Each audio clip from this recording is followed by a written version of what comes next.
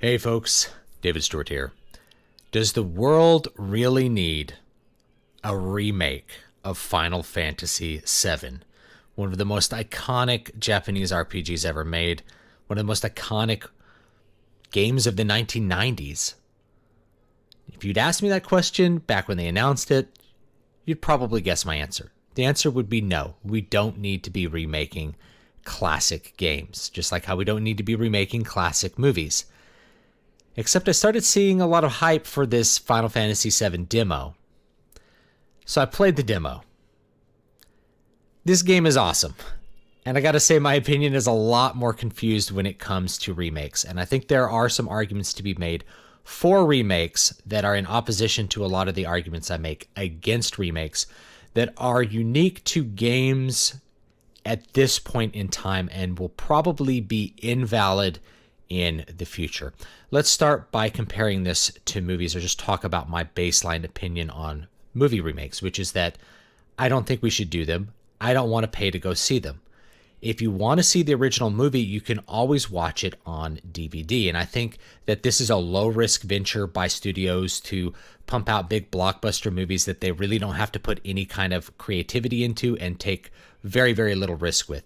It's easy to make a remake. You get all of your high-cost production staff together and you go and you remake something that people already like, and they pay money and they go see it, like The Lion King or something else. So here's the thing about movies. Movies have not progressed that much in the last few decades, really for many decades, as far as what's possible to present on screen in a technical sense. We're looking at widescreen, full-color movies, and we've been watching them for a very long time now. That means a lot of movies that are fully live action, maybe with practical effects, like a war movie. Something like Dunkirk is not going to be significantly better on a technical level than something like Saving Private Ryan. We haven't advanced technology. We've gotten much better with CG. We've gotten much better with other kinds of special effects, but even CG has been more or less stagnant for a while now. It's not even going to be that much better than something like Patton was way back, 50 years ago at this point. So there's really no reason to remake Patton. Back when they remade Ben-Hur, it's like there's no big reason to remake Ben-Hur. Ben-Hur, as far as the cinematic presentation, the Ben-Hur that we're really familiar with still looks great. It's a great visual achievement. However, it's actually a remake, and it's a remake of a silent film. And so one of the things that we have to consider is when technology progresses so that you're able to present something with higher fidelity, better visuals, just better presentation overall, you can make a product that's closer to the ideal. So remaking a silent movie into a full-color, widescreen cinematic experience is a little bit different than remaking something that was released only 20 or 30 years ago, something like RoboCop or Total Recall, or even remaking something like The Lion King, which was a cell animated movie, into a CG animated movie. Remakes today are not really producing a better product. However, when we look at video games, the technology has increased to such a great degree over the last couple of decades that the kinds of games you can make now are radically different from the kinds of games you could make 20 or 30 years ago. This is not to say classic games are bad in any capacity, but they are working within much stricter limitations. If we look at Final Fantasy VII, the original version of it, for example, what you have is a game that by today's standards really is an eyesore. You have two different sets of character models, both of which are very low fidelity, very blocky. You have one character model that is trying to approximate actual proportions, one character model that is more of a kind of a chibi representation where there's no hands on the model. You have painted environments which look pretty good as far as what they're hinting at, but again are low fidelity and just not very good looking by today's standards. Just compare those graphics to what we see with the Final Fantasy VII Remake demo, and I think you have a very good argument for remaking games just on the aesthetic level. The original Final Fantasy VII, because of its limitations, because of the limitations of the PlayStation hardware, you're really looking at a kind of abstraction of a real object or an imagined object. That is, you have a character model which represents a person and you are going to imagine what that person really looks like. You have environments that are painted to look like an environment you could maybe imagine. You have character animations that kind of hint at what the character is really doing. All of these things don't look like the object itself. They help you to imagine the object itself, kind of like if you're looking at a pencil drawing and comparing it to a photograph or a very highly detailed painting of the object itself. And so that's really what we're getting with this Final Fantasy VII Remake.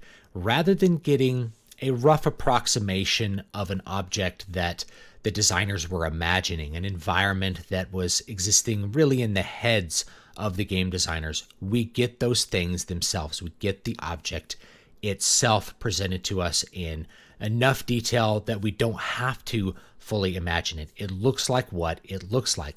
And there's something to be said about the progress of technology that allows that, so that we can get closer to the aesthetic ideal and the ideal presentation of the aesthetics from the original game.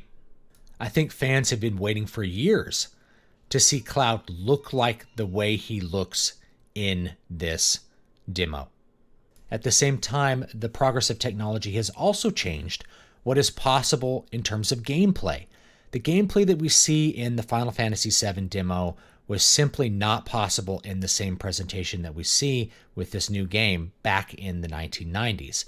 There just wasn't enough horsepower. Game design also hadn't really progressed enough for designers to think about gameplay like this. So instead of having turn-based battles that are random or slow, what we get is a much more visceral, dynamic, changeable, and exciting gameplay style. And we even have the ability to adapt that gameplay style around. There is a classic mode that's available that's closer to, a turn-based combat style like what you got with the original Final Fantasy VII. So overall, I think those are a couple of really good arguments for why a remake might be acceptable. A remake as opposed to just a remastered version of an older game. It's easy to justify remastering older games because we can bring up their visual fidelity without changing the core gameplay mechanics. And actually, that's going to be the first issue, I think, with this Final Fantasy VII Remake, is that you are radically altering the gameplay of the game. So what you're doing is you're taking the story and aesthetics of the original game and using those as the backbone of what is essentially a new game with new gameplay mechanics.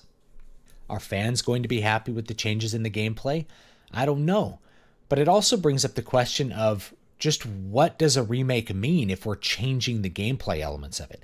Gameplay is the central part of a game. It's what makes a game a game. So if we are changing the gameplay elements, how much of a Final Fantasy VII Remake is this? We're really remaking just the aesthetics and the story. And so that's the next thing. Is Final Fantasy VII an aesthetic and story experience that justifies being remade? A lot of people have some very extreme nostalgia for Final Fantasy VII. It was released when I was a teenager. It was extremely popular. It really made people pay attention to JRPGs. For lots of people, it was their first RPG ever. For lots of people, it remains their favorite RPG of all time. I went back and played the original last year because I was in a place where I really couldn't work. I had to be holding a baby who had very severe reflux. I had to hold her upright in a chair so that she could sleep. And I figured out that I could play my Nintendo Switch with my Joy-Con controllers while I did that. So I bought Final Fantasy VII upon the recommendation of a friend who had played the newer versions for Switch, which is not a full remaster. It's somewhere between a remaster and an original version. It's higher fidelity in general. There's not as much jaggies, but it's the same graphics from the original. And I replayed it, and it's not a bad game. The gameplay is very simple, really too simple for my tastes, and the graphics don't really hold up. But what's left there are the aesthetics and the stories. And I think Final Fantasy VII really has some great aesthetics. You can't overrate aesthetics. They're very, very important. And I think the story is okay. I don't think it's a great story. I don't think it's a great Final Fantasy story. And honestly, if I was just looking at the story, I don't think the story is particularly worthy of this amount of investment in a remake. I know lots of people love the story of Final Fantasy VII. They have a lot of attachment to it. I personally don't have that much nostalgia for it. I played it when it came out. I didn't think it was that great. I think I liked Final Fantasy VI a little bit better, as well as Final Fantasy IV. But I also wasn't new to Japanese role-playing games at the time either, and I think a lot of people were. It was still a really good experience for the time, but I don't think it's held up as well as a lot of its fans would have liked, which means maybe the remake is actually a little bit justified. Now, there are some other worrying things about this remake. The first one is that it's supposed to be episodic, and this first game that they're coming out with is going to be just Midgar. I'm very cautious about something like this. That amount of decompressed storytelling sounds like a real slog to me. The original Final Fantasy VII story moves along at a pretty brisk clip.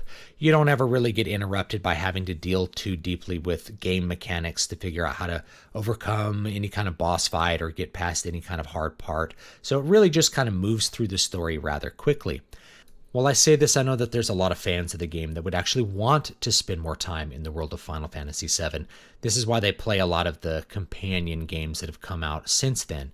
They want to spend more time exploring Midgar, talking to characters, learning about how the world works, and they may want to spend more time in some of the other towns that we have in Final Fantasy VII. There's a lot of towns in Final Fantasy VII that you just kind of run through. There's nothing really there. You can interact with some NPCs, and then you're moving off to the next area of the story. I could see a lot of fans wanting those areas to be expanded as well. Now, the next problem with this remake is not a problem with this game in particular, but with the possibility of how this will affect the industry as a whole. I think you can make good arguments for why you should remake Final Fantasy VII. You're going to present the game in higher graphical fidelity that fans have been wanting for a long time. There's obviously demand for that. People would want their classic story that they really enjoyed more than 20 years ago to be brought forward into the modern period with all of the amenities that come with a full high-fidelity Square Enix experience. However, when we look at the possibility of the industry as a whole adopting this, and there are actually other examples, like I think they're remaking Resident Evil 2. Oddly enough, this would actually not be the first time that they've remade Resident Evil. The first remake of Resident Evil was actually a remake of the original game, but for the GameCube, that I played way back in like 2002. And it was made by the original producer of Resident Evil, who felt like the original game just didn't look good enough and hadn't aged well on the PlayStation hardware, and thought that he could get closer to his original vision with the GameCube hardware. Those are really good arguments, I think, for remaking a game, especially from the person who originally made it.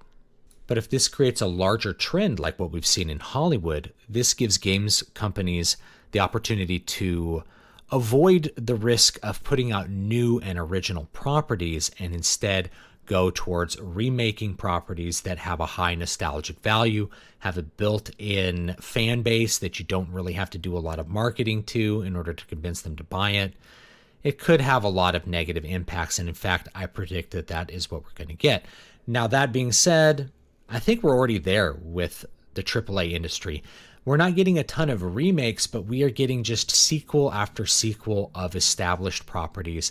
There's very few new IPs that come out anymore, and the ones that do are often buried beneath, Uncharted 4, sequel number 5 of some other game, Resident Evil 12, whatever the game is going to be.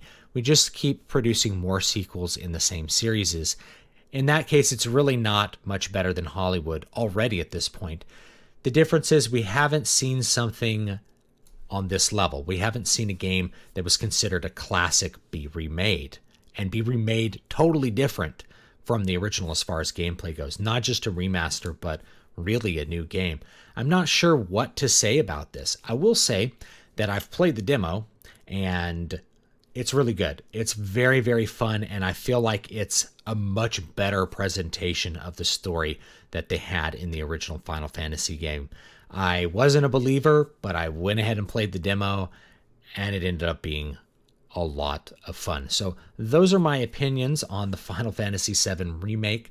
I'm very cautious about it, but it's made me rethink a couple of my positions about remakes and just what would justify a remake now or in the future. And like I said, I think that this justification, as far as technology improving, these are the justifications that George Lucas used for doing a lot of the special editions for Star Wars. I think as time goes on, those justifications will start to get less and less, because if you're looking at remaking a game from, say, 2010, you're not looking at any kinds of changes in gameplay possibility, really.